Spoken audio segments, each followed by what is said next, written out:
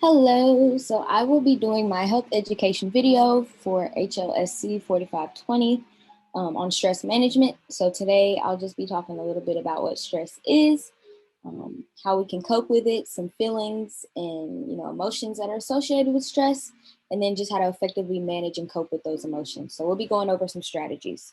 So let's go ahead and get started. So when we think of stress and how we cope with it, there's often a few common words associated with it. So what words come to mind for you guys? Awesome. So when we think of stress, we tend to think of words such as anxiety, negative, depressions, pressure, mental health issues, risk. I see some insomnia on there. I see exhaustion, fatigue, overthinking, feelings, thoughts, reaction. So when we take these words and we associate them with stress, it's often tempting for us to just try to avoid stress altogether. But I will tell you right now, that's just inevitable. Stress is inevitable because change is inevitable. And when there's change, typically most of the time, there's often some stress associated with it to some degree. So today, what we'll go ahead and do is just explore ways to deal with the stress and these words that we kind of associate with that stress. And then we'll go ahead and face stress head on and then find ways to cope and adapt with those emotions that are associated. So what is stress? Before we dive into managing our stress and techniques, it's important that we all have a solid foundation of what that stress is. So according to the U.S. National Institute of Medicine, stress can be defined as a feeling or emotion of physical tension. It can come from any event or thought that makes you frustrated, angry, or nervous. Stress is your body's reaction to a challenge or a demand. In short bursts, stress can be positive, such as when it helps you avoid danger or meet a deadline. But when it lasts for a long time, it may harm your health. Here we just have a diagram, super quick. It's just of a guy. You can see the fly is obviously causing him some stress in the moment. And that's what would be identified as his stressor because it's the thing that's invoking those feelings of stress within him. Once that fly leaves, you can see that he still does look kind of fatigued. He looks like he may be experiencing some anxiety or some form of uncomfortableness. So you can see that those effects of stress are lingering on him. And that's what we would consider to be chronic stress, is once that stressor leaves, those feelings of anxiety and just, kind of uneasiness, they still linger. And that's what we would consider chronic stress. And we're going to go over that as well.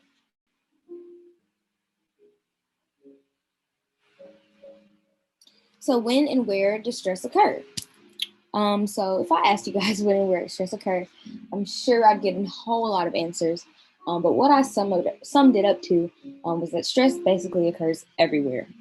Anywhere that you have feelings of uneasiness or change, where you just kind of feel a little uncomfortable or anxious, or just have fear of the unknown, stress occurs. So that happens at work. You can see here at the workplace. That happens in relationships. That can happen with friendships. That can happen in marriage. It can happen with divorce. It can happen in girlfriend-boyfriend relationships, anything like that.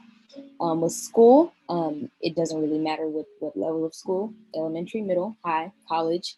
They all experience some form of stress. With finances, that's definitely a stressful situation if paying bills. Group collaboration, so a sports team, if you're at a camp, if you're within an organization or a program, anything like that. So like I said before, stress is inevitable, but distress is not. So what we just have to do is acknowledge that stress and then find ways to manage it effectively so that it doesn't cause you to have to be in total distress all the time or chronic stress. So symptoms and coping strategies. So we just do a quick recap so far. We know that stress affects our wellness in multiple dimensions. So it's not just, oh, I feel tired because I'm stressed. It's way more than that. So physical, it affects you physically, it affects you mentally in terms of spirituality. It may affect your beliefs and your values. Emotionally, it definitely does take a toll. Socially, I know a lot of people that tend to isolate when they're stressed. So it does affect your social wellness, and then environmental as well. It could affect that. So in order to effectively manage your stress and to maintain that overall well-being, we're just going to go ahead and break down these symptoms by each sector of wellness and then provide strategies to cope with those symptoms. And that way that'll just be able to decrease that overall stress and then increase that quality of life.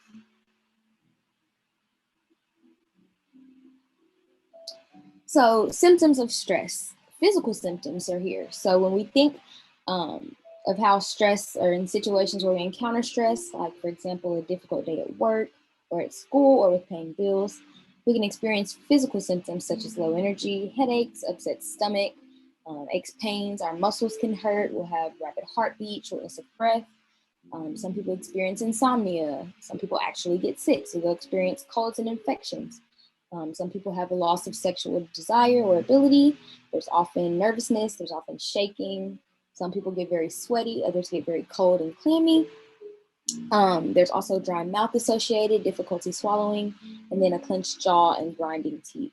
So these are just some of the physical symptoms associated with stress, and not even just chronic stress. So whenever there's a stressor, some of these symptoms may arise, and we'll look at ways to cope with these. So if we think about some strategies to manage stress and to avoid some of these symptoms, or to prevent or reduce some of these symptoms, so what are some ways that you guys could think of? So low energy, I'm thinking a good strategy would be to just try to get more sleep. So try to get a better night's sleep. 8 hours a day is what's recommended. So I'd say just getting adequate sleep would definitely be a good strategy to help with stress if you have low energy. That would also help with some headaches, upset stomach, diarrhea. We'll get to that one in just a second. If we look at the frequent colds and infections, I'm thinking sleep could be a good way to help with that as well. You know, when you get a good night's sleep, you just feel rejuvenated, you have more energy, you wake up, your mind's had some rest, your brain's had time to kind of reset and start a new day. And so we definitely shouldn't skip out on sleep. I know with work in school, our schedules get very busy with time, but I know that this is something that we'll be able to incorporate. It's super easy.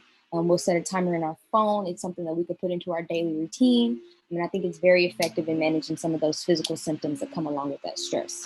So we'll go ahead and continue to the next strategy. All right, so breathing, meditation, and mindfulness.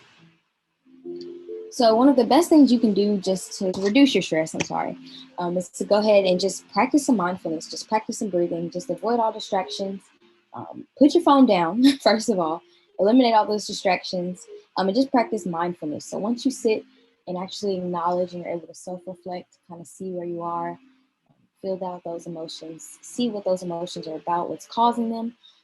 Pay attention. It's really hard to slow down and notice things in a busy world. So like I said, if you just get rid of those distractions, and you try to intentionally bring an open, accepting, and discerning attention to everything you do, that's a big part of mindfulness. It's just actually being present and being conscious in what you're doing. Accept yourself. Treat yourself the way you treat a good friend. Positive affirmations. Just focus on your breathing when you're meditating. So just sit. Like I said, eliminate all those distractions, and then you'll just kind of breathe, take everything in, think about the day. It's a good time to self-reflect, a good time to just sit and evaluate just a little bit of why you're feeling the way you're feeling and some ways that you can cope with those feelings. So it's really good to just kind of take a step back sometimes. With our fast-paced lifestyle, just being Americans and being who we are, we a lot of times get in our own heads and we feel like we never have enough time.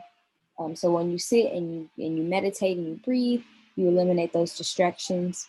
You're able to really get in touch with your mind and your body, and you're able to just kind of be mindful and see what you're thinking about and why it's kind of triggering you that way. So that's a very, very helpful strategy, and it's something that we can incorporate into our school lives, our work lives. It's super quick. Just take 5 minutes at your work desk or at your student desk, at home, in the car, even if you're using the restroom. Just sit, you take a step back and you just kind of sit in the moment, accept yourself, focus on that breathing, and just practice mindfulness.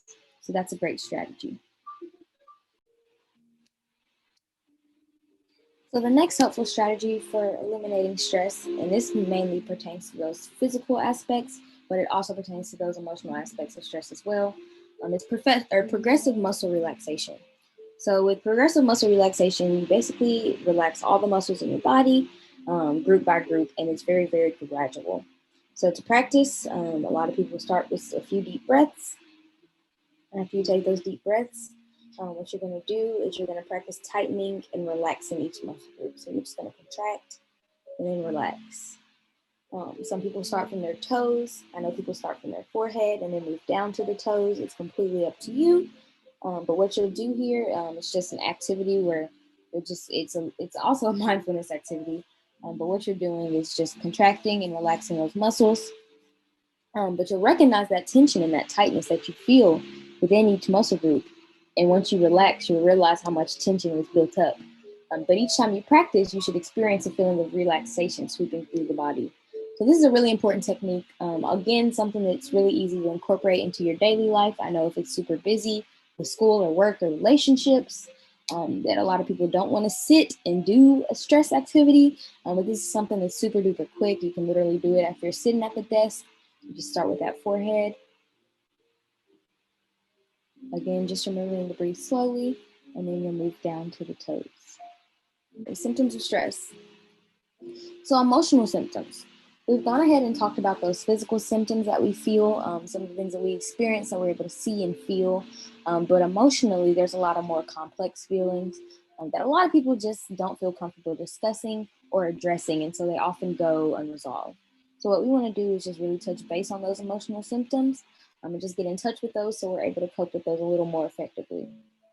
So when we're in stressful situations, some emotional symptoms include becoming easily agitated, frustrated, and moody, feeling overwhelmed, like you're losing control, or you just need to take control, having difficulty relaxing and just quieting your mind. It always seems like you may have racing thoughts or something like that.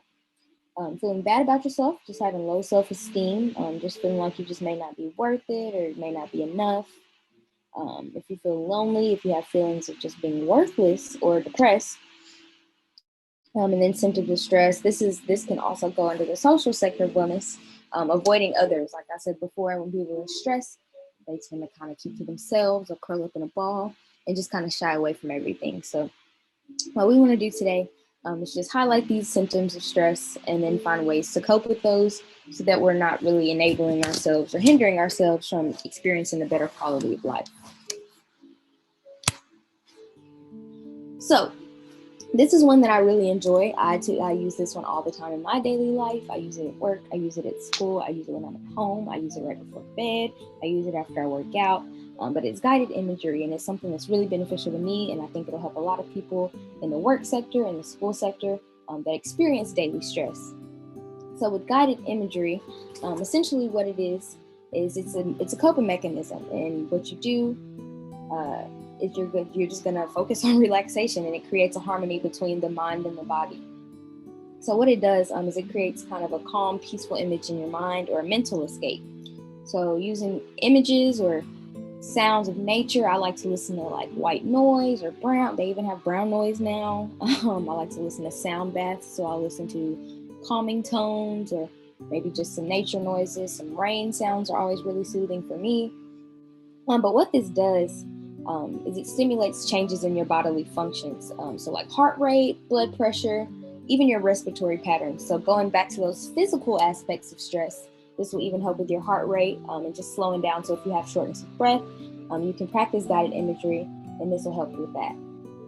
So what it does is you'll close your eyes and you'll go ahead and start trying to create these images of, for example, nature or something calm, soothing music. And then you create your own images in your head. Or you're able to also use, I know some people use tapes, but what it does is just kind of it's a way of viewing your ideas, your feelings, your experiences, and basically just your interpretations of the world. So when you're in, the real world and you experience stress, it often causes you to feel out of control. You feel scared, you feel overwhelmed, and it's a part of human nature. You just have fear of the unknown. But clinical studies actually show that anxiety can affect pain physically, and it also can prolong. It often causes you to feel out of control. You feel scared, you feel overwhelmed, and it's a part of human nature. We just have fear of the unknown. But clinical studies actually show that anxiety can affect pain physically, and it also can prolong recovery time and even weaken the immune system. So with guided imagery, it kind of brings about, the mind and body connection, and then it provides, with the music and the pictures, is conducive to healing, deep relaxation, and just focus. So with these guided imageries, it just kind of helps you to create that and kind of exercise your mind and create a peaceful atmosphere, and that helps you to navigate your feelings a little bit more smoothly. So it's definitely an effective strategy. I use it all the time. It doesn't take a lot of time at all. It's just, again, practicing that mindfulness, and it's super beneficial in managing stress. Another strategy for managing stress, I know this one isn't as popular with a lot of people just because it does take time to sit down, but I would argue that it's one of the most effective ways to manage stress, and it's journaling. I think journaling is a great technique. It basically is just keeping a diary or journal, and that allows you to just explore your thoughts and your feelings just about life and whatever you're stressed about. So I know when I'm stressed, I typically write down whatever's triggering me. I'll write down my stressors and my triggers, and then I'll look at those for a little bit. I'll just kind of contemplate it, and then I'll write something completely different. So I just kind of shift my focus. And for me, that's something that typically works. Not necessarily as a distraction, but I'll sit and I'll write down everything that I'm stressed about first, kind of just as a way to just take a load off of myself. I know for me personally, I typically keep things bottled up, and that's not very good as far as stress management. So I want you guys to really just take a step back and self-reflect. Think about what you think about during the day. Think about your thinking. Be metacognizant here, and just think about some of those things that you feel, some of those things you may have kept bottled up, some of those things that may have been stressing you, or just maybe make you feel a little heavy on the day just because you haven't really had time to write it out or talk to anyone about it. If you're someone that may not like to talk to people about it, you want to keep your affairs rather private, I think journaling is a great technique. It allows you to explore your internal emotions, and just investigate some solutions to whatever may be stressing you out. Again, you can talk to your friends about problems if you like. That's also a great strategy. But for those that like to keep things a little more private, and just kind of go a little deeper into your own mind, I think this is a great way to just, kind of investigate what's going on in your mind. And then you can write about something completely different when you get done. If you want to kind of create some healthy distractions, I think journaling is a great way to do that as well. I appreciate you guys for watching.